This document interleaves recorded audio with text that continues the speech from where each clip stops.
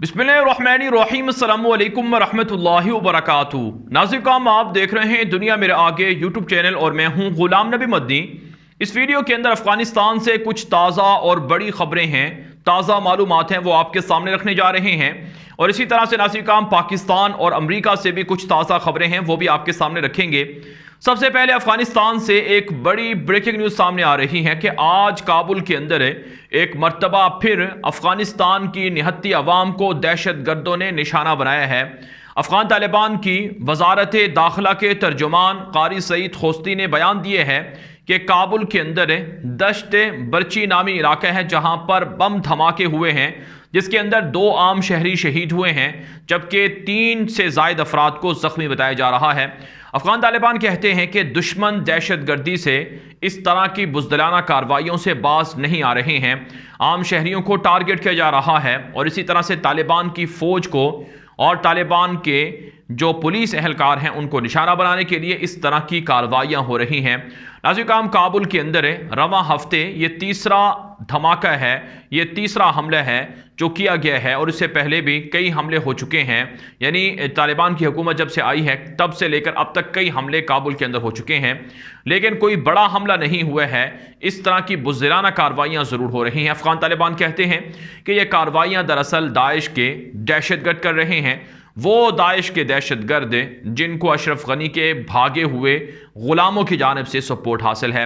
आप जानते हैं अफगान तालिबान इस हवाले से वाज़ेह कर चुके हैं दुनिया पर कि दाइश को अशरफ गनी हुकूमत में शामिल रहने वाला दरिंदा अमरुल्लाह सालेह और इसी तरह से अहमद शाह मसूद का बेटा अहमद ज़िया मसूद और दीगर मुखालिफिन सपोर्ट कर रहे हैं।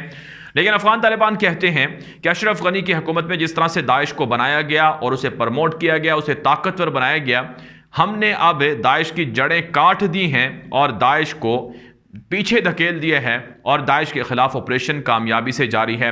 नाज़रीन, आज की ताज़ा खबर है कि अफगान तालिबान ने मुख्तलिफ इलाकों से कार्रवाई करते हुए दाइश के मज़ीद 15 दहशतगर्द गिरफ्तार किए हैं। अब तक तालिबान के हाथों 1,500 के लगभग दाइश के दहशतगर्द गिरफ्तार और ज़ख्मी और हलाक हो चुके हैं। अफगान तालिबान मुख्तलिफ सूबों के अंदर जो तालिबान की मुख्तलिफ यूनिट्स हैं, इसमें बदरी 313 फ़ौज है, फ़ातेह फ़ौज है, मंसूरी फ़ौज है और इसके अलावा तालिबान के खुफिया इंटेलिजेंस इदारे हैं, वो सब मिलकर काम कर रहे हैं और दाइश को जड़ से उखाड़ रहे हैं। अफगान तालिबान कहते हैं कि इस तरह की बुज़दिलाना कार्रवाइयों से ना तो तालिबान के हौसले पस्त किए जा सकते हैं और ना ही तालिबान की हुकूमत को नाकाम किया जा सकता है। हम दुश्मनों के खिलाफ ऑपरेशन कर रहे हैं और कामयाबियां समेट रहे हैं, लिहाजा इस हवाले से दुश्मनों को और मगरबी मीडिया को हमारे खिलाफ प्रोपेगेंडा बंद कर देना चाहिए। नाज़रीन, दूसरी तरफ से अमरीका की फ़ौज के अंदर जो टॉप जनरल हैं, जिनका नाम जनरल मैकेंजी है, इन्होंने इल्ज़ाम लगाया है कि तालिबान की हुकूमत के आने के बाद अफ़गानिस्तान के अंदर अलकायदा मजबूत हो रही है, दोबारा से सर उठा रही है। और इसी तरह से ये भी कहा गया है तालिबान के ख़िलाफ़ जनरल मैकेंजी के बयान में कि अफ़गानिस्तान के अंदर तालिबान दाइश को रोकने में नाकाम हो रहे हैं। दाइश भी परवान चढ़ रही है, अलकायदा भी परवान चढ़ रही है, लिहाजा इससे अमेरिका को और उनके इत्तेहादियों को ख़बरदार रहना चाहिए क्योंकि यह बड़ा ख़तरा है, इस ख़तरे को कुचलना ज़रूरी है। ये जनरल मैकेंजी की जानिब से कहा गया है। दूसरे लफ्ज़ों में नाज़रीन, इससे बात वाज़ेह हो रही है कि अमेरिका अब भी बहाना तलाश कर रहा है, अमेरिका जवाज़ ढूंढ रहा है कि किसी तरह से उसे मौका मिले और वह अफ़गानिस्तान के अंदर आ जाए और तालिबान पर हमले करे। लेकिन अफ़गान तालिबान कहते हैं कि इस तरह के इल्ज़ामात लगाकर अमेरिका अफ़गानिस्तान की सलामती और ख़ुद मुख्तारी को पामाल नहीं कर सकता है। अफ़गानिस्तान के अंदर अफ़गान तालिबान की कामयाब हुकूमत है, ना तो हमारे यहाँ अलकायदा पॉपुलर हो रही है और ना ही हमें दाइश के दहशतगर्द किसी भी तरह से कमज़ोर कर पा रहे हैं। लिहाजा अमेरिका की ये धमकियाँ बंद होनी चाहिए और अवाम ने जो हमें मैंडेट दिया है, अवाम की जो मुंतखब इमारत इस्लामी आई है, इसका एहतराम करना चाहिए। अफ़गान तालिबान ने अमेरिका की इस धमकी पर दो टोक अंदाज में ये जवाब दिए है। दूसरी तरफ से नाज़रीन, एक और ख़बर यह सामने आ रही है कि अमरीकी कांग्रेस से ताल्लुक़ रखने वाले अमरीका के 4 सेनेटर्स इस्लामाबाद पहुँच रहे हैं, जिसमें अमेरिका की जो आर्मेड फोर्सेस कमेटी है कांग्रेस की, उससे ये ताल्लुक़ रखते हैं। इसमें नाज़रीन कांग्रेस के मेंबरान भी हैं और सेनेटर्स भी हैं जो पाकिस्तान आ रहे हैं। एक डेलीगेशन है जो पाकिस्तान पहुंच रहा है। इस वक्त मैं वीडियो रिकॉर्ड कर रहा हूं, उस वक्त की ये खबर है। और नाज़रीन ये जो डेलीगेशन आ रहा है ये दरअसल अफगानिस्तान के मसले पर और पाकिस्तान और अमेरिका के बाहमी ताल्लुकात पर डिस्कशन के लिए ये वफद आ रहा है। आप जानते हैं अमेरिका ने पाकिस्तान से फ़ौजी अड्डे मांगे थे। अमेरिका ने कहा था कि पाकिस्तान हमें फ़ौजी अड्डे दे दे, क्योंकि हमें फ़ौजी अड्डों की इसलिए ज़रूरत है कि अफ़गानिस्तान के अंदर अगर दाइश परवान चढ़ती है, दाइश पॉपुलर होती है, या फिर दूसरे लफ्ज़ों में अलकायदा पॉपुलर होती है, तो फिर हम उन पर कार्रवाइयाँ कर सकें। लेकिन पसे पर्दा अहदाफ ये थे कि अमेरिका ख़ित्ते के अंदर अपनी मौजूदगी रखना चाहता है। अमेरिका ख़ित्ते के अंदर चाइना पर, रशिया पर नज़र रखना चाहता है। अमेरिका ख़ित्ते के अंदर तालिबान की इस्लामी हुकूमत को पॉपुलर होने नहीं देना चाहता है। इस वजह से पाकिस्तान से अमेरिका ने फ़ौजी अड्डे मांगे थे, लेकिन पाकिस्तान ने फ़ौजी अड्डे देने से इनकार कर दिया था, जिसके बाद पाकिस्तान और अमेरिका के ताल्लुकात में उस तरह से बेहतरी नहीं आई जिस तरह से आनी चाहिए थी, और अमेरिका ने पाकिस्तान के खिलाफ पाबंदियां लगानी भी शुरू कर दी, पाकिस्तान को धमकियां देना भी शुरू कर दी। अभी पाकिस्तान ने फैसला किया है कि जो जमहूरियत के नाम से सो कॉल्ड समिट हो रही है अमेरिका के अंदर, उसमें पाकिस्तान शिरकत नहीं करेगा, क्योंकि उसमें चाइना को नहीं बुलाया गया, रशिया को नहीं बुलाया गया, तुर्की को नहीं बुलाया गया और दीगर मुल्कों को नहीं बुलाया गया। तो पाकिस्तान ने भी इस सो कॉल्ड डेमोक्रेसी समिट के अंदर जाने से इनकार किया है, जिसका मतलब ये है कि पाकिस्तान और अमेरिका के दरमियान ताल्लुकात मजीद खराब हो सकते हैं। तो बहरहाल नाज़रीन, पाकिस्तान सीना तान कर खड़ा हुआ है। पाकिस्तान अमेरिका की आंखों में आंखें डालकर बात कर रहा है।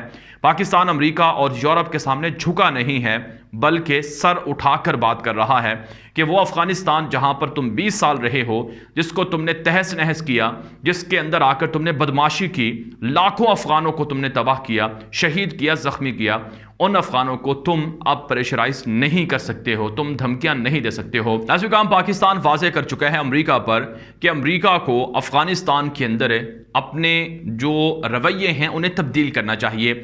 अमेरिका अफगानिस्तान की नई इस्लामी इमारत को लेकर लाखों अफगान शहरियों का हकूक नहीं छीन सकता है, उनके हकूक नहीं छीन सकता है। और इसी तरह से अमेरिका को यह हक नहीं पहुंचता कि अफगानिस्तान के $9.5 अरब से ज़ायद के असासे मुंजमद करे और अफगानिस्तान के बैंकों पर पाबंदियां लगाए। दुनिया भर के अंदर पाकिस्तान की जानिब से अफगानिस्तान के हक में राय आम्मा हमवार करने के लिए जो भी पाकिस्तान से रोल हो सकता है, किरदार अदा करना हो सकता है, पाकिस्तान किरदार अदा कर रहा है। और नाज़रीन, पाकिस्तान के अंदर 19 दिसंबर को दुनिया के 57 इस्लामी ममालिक की वज़राए ख़ारजा का एक बड़ा इजलास होने जा रहा है, जो OIC के तहत होगा। और यह पाकिस्तान के अंदर 40 साल के बाद एक इंतहाई अहम इजलास है, जो एक गैर मामूली इजलास है, जो अफगानिस्तान के हवाले से होने जा रहा है। और इस्लामी ममालिक के वज़राए ख़ारजा पाकिस्तान आएंगे और पाकिस्तान के अंदर आकर वो अफगानिस्तान के हक़ में बड़े बड़े फैसले करेंगे।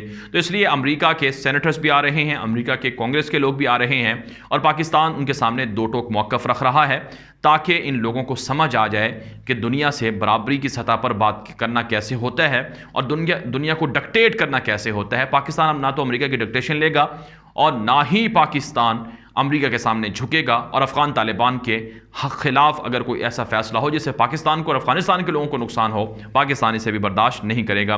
दूसरी तरफ नाज़रीन, आज चूँकि दुनिया के अंदर इंसानी हकूक़ के नाम से एक आलमी दिन मनाया गया है, तो इस पर अफगान तालिबान की जानिब से ट्वीट सामने आया है और बयान जारी हुआ है कि इस्लाम की रूह से तमाम के तमाम इंसान एक ही तरह के लोग हैं, इनमें कोई फ़र्क नहीं है, और इस्लाम के अंदर इस्लामी तालीमात वाज़े हैं कि किसी को किसी पर कोई फोकियत और बरतरी नहीं है। लिहाजा अफ़गानिस्तान की इमारत इस्लामी तमाम लोगों के हुकूक की ज़ामिन है, उनका तहफ़्फ़ुज़ होगा, उनके लिए जो कुछ हो सकता है किरदार अदा किया जाएगा। इसलिए अफ़गानिस्तान के अंदर अमेरिका को, यूरोप को और दीगर जो मगरबी मीडिया है उसको यह हक़ नहीं पहुंचता कि अफ़गानिस्तान की ख़वातीन को लेकर, अफ़गानिस्तान के लोगों को लेकर झूठा प्रोपेगेंडा किया जाए। पाला नाज़रीन, ये वीडियो दोस्तों के साथ व्हाट्सएप पर, फेसबुक पर, ट्विटर पर, इंस्टाग्राम पर, हर जगह पर शेयर करें, ताकि लोगों को मालूमात मिल सके, लोगों को हक़ाइक़ मिल सकें। अब तक के लिए इतना ही इजाज़त दीजिए। अस्सलामु अलैकुम व रहमतुल्लाहि व बरकातुहू।